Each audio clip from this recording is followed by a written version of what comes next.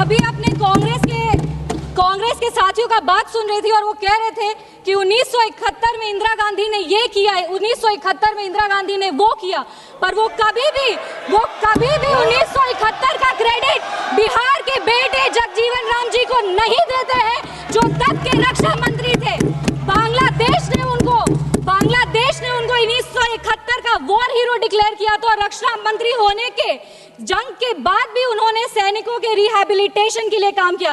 लेकिन कांग्रेस पार्टी इसको कभी नहीं रिकॉग्नाइज करेगी, क्योंकि उनको दलित नेतृत्व से समस्या है। वो सिर्फ उनके साथ रहना चाहते हैं जो बाबा साहब के चित्र को अपने पैर पर रखते हैं। अगर हम ऑपरेशन सिंदूर की बात करें तो ये सिर्फ टेरर लॉन्च पैड्स को ध्वस्त नहीं किया, ये पूरी की पूरी तरीके से पाकिस्तान के हौसले को ध्वस्त कर दिया है। लेकिन एक आश्चर्य की बात है मैम, और आश्चर्य की बात यह है कि हमारे दुश्मन देश में एक युवा नेता है और एक युवा नेता हमारे विपक्ष में है। दुश्मन देश का सदन अलग है, हमारे देश का सदन अलग है, वहां के नेता अलग है, यहाँ के नेता अलग है, पर इनका सवाल एक ही है। विपक्ष का सवाल और दुश्मन देश के नेता का सवाल एक कैसे हो सकता है? मैं विपक्ष के साथियों को चुनौती देती हूँ कि अपनी राजनीति से ऊपर उठ करके कभी राष्ट्र हित की सोचनी चाहिए। अगर सरहद पर सेना लड़ रही होती है तो उनसे सवाल नहीं पूछे जाते, उनको सलामी दी जाती है। अगर विपक्ष की बात सुबह से सुने जा रहे हैं और उनकी बात को ध्यान से सुने तो वो बार बार कह रहे हैं कि सरकार ने सरेंडर कर दिया, सरकार ने सरेंडर कर दिया। सरेंडर से इनका विशेष लगाव इसीलिए भी है क्योंकि इतिहास गवाह है इन्होंने कितने बार विश्व के सामने भारत का सर झुका दिया है। 1962 में 14,500 वर्ग मील जमीन पर कब्जा कर लिया था। अमेरिका के तब के राष्ट्रपति ने कहा था कि भारत हमसे भीख मांगते हुए आया था। 1971 में वेस्टर्न मीडिया ने प्रधानमंत्री के बारे में जो भी कहा हो, उन्होंने हमारे देश के बारे में, भारत के बारे में कहा कि भारत एक धोखेबाज देश है और भारत नागरिक धोखेबाज लोग हैं। ये था भारत का इमेज आपके शासनकाल में। 1985 में CIA के क्लासिफाइड रिपोर्ट्स है कि विदेशी तंत्र भारत की सरकार को चलाती थी। इनसे जवाब मांगिए। 2001 विश्व के सबसे बड़े लोकतंत्र के सबसे बड़े मंदिर पर हमला हुआ और ये लोग चुप बैठे रह गए। 2008 मुंबई अटैक, पूरी तरीके से देश को झंझोड़ दिया गया, पर इन्होंने कभी नहीं जवाब दिया। अगर आज आतंकवादियों को जवाब दिया है तो वो हमारे यशस्वी प्रधानमंत्री श्री नरेंद्र मोदी जी की सरकार ने दिया है। पर इनके राष्ट्रीय अध्यक्ष, कांग्रेस पार्टी के राष्ट्रीय अध्यक्ष कहते हैं कि ऑपरेशन सिंदूर एक छोटा मोटा ऑपरेशन था। ये इनकी विचारधारा का समस्या है। इनको लगता है कि ऑपरेशन सिंदूर एक छोटा मोटा ऑपरेशन था, पर ये इनकी गलती नहीं है। इनकी विचारधारा ये कहती है कि अगर हिंदू धर्म को आगे लेके जाओ, हिंदू धर्म के पक्ष में बोलो तो वो सैफरन टेरराइजेशन है, पर इनकी राजनीति के लिए ये कहते हैं आतंकवादियों का कोई धर्म नहीं होता। ये दोहरा चरित्र क्यों है इनका? आपने ईंट का जवाब ईंट से दिया, देश चाहता था कि आप ईंट का जवाब पत्थर से दें। पहले बोलते हैं कि पीओके हमारा है, लेके छोड़ेंगे, आज बोल रहे हैं डे 1 से हम तो नॉन एस्केलेटरी है। वो मारेंगे तो फिर हम मारेंगे, फिर वो मारेंगे, फिर हम मारेंगे, वो 2 मारेंगे, हम 10 मारेंगे, वो 26 मारेंगे, हम 100 मारेंगे।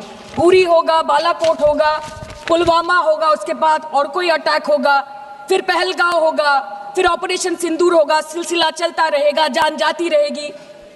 राजनाथ जी कल बोल रहे थे सर के युद्ध उन्हीं के साथ होता है जो आपके बराबर हो। इसमें बराबरी की कोई बात नहीं है। श्री राम और रावण क्या बराबर के थे क्या? नहीं थे ना। धर्म पे अधर्म की बात होती है, न्याय पे अन्याय की बात होती है, ऐसे नहीं होता सर। वो कल बोल रहे थे कि आप छोटी छोटी चीजों को नजरअंदाज कीजिए, रिजल्ट क्या है वो देखिए। पेंसिल टूटा कि नहीं, परीक्षा हॉल में लेट पहुंचे कि नहीं, ये सब इंपॉर्टेंट नहीं है। अरे सर, यहाँ पे तो चाचा चौधरी ने पेपर लीक कर दिया ना, तो अभी आप फर्स्ट आए या लास्ट आए उससे क्या फर्क पड़ता है? तो बच्चे का स्कूल चल रहा है क्या? सर हम भी सोचते हैं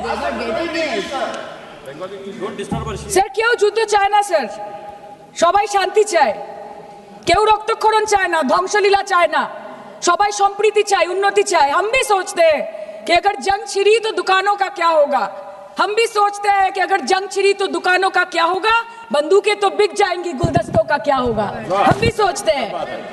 But wasn't this the right time and the right opportunity to give Pakistan a befitting reply and let them know कि वज़ीर-ए-आज़म आपके झंडे पे चांद है और हमारा झंडा चांद पे है। To let Pakistan know कि आप 1 किलो आटे के लिए आपस में लड़ते हैं और हम हर दिन गुरुद्वारे में पूरी और हलवा बांटा करते हैं। फर्क है ना सर? पर जवाब नहीं दे पाए। Despite being at an advantage, we surrender to external interference in the internal matter of this country. Yes, sir, Jammu and Kashmir is the internal matter of India. ঠিক যখন একটার পর একটা জঙ্গি ঘাঁটি ধ্বংস হচ্ছে, দেশের মানুষের উচ্ছ্বাস উদ্দীপনা বাড়ছে, ঠিক সেই সময় মার্কিন রাষ্ট্রপতি ডোনাল্ড ট্রাম্পের সামাজিক মাধ্যমের বার্তা থেকে ভারতবাসী জানতে পারলো যে অপারেশন সিঁদুর স্থগিত হয়ে গেছে, যে আমেরিকার হস্তক্ষেপে ভারত যুদ্ধ শুরু হওয়ার 3 দিনের মাথায় যুদ্ধ বিরতি ঘোষণা করে দিয়েছে, যেখানে 9 তারিখ আমেরিকার উপরাষ্ট্রপতি জেডি ভান্স বলছেন যে it's fundamentally none of our business, সেখানে 10ই মে মার্কিন রাষ্ট্রপতি বলছেন after a long night of talks mediated by the United States, I am pleased to announce that India and Pakistan have agreed to a full and immediate ceasefire. Congratulations to both countries on using common sense and great intelligence. 11ই মে তিনি দাবি করছেন I'll work with you both to see if after 1000 years a solution can be arrived at concerning Kashmir. 12ই মে তিনি দাবি করছেন my administration helped broker a full and immediate ceasefire, I think a permanent one, between Pakistan and India. 13ই মে তিনি দাবি করছেন I used trade to a large extent to do it. And I said, fellows, come on, let's make a deal.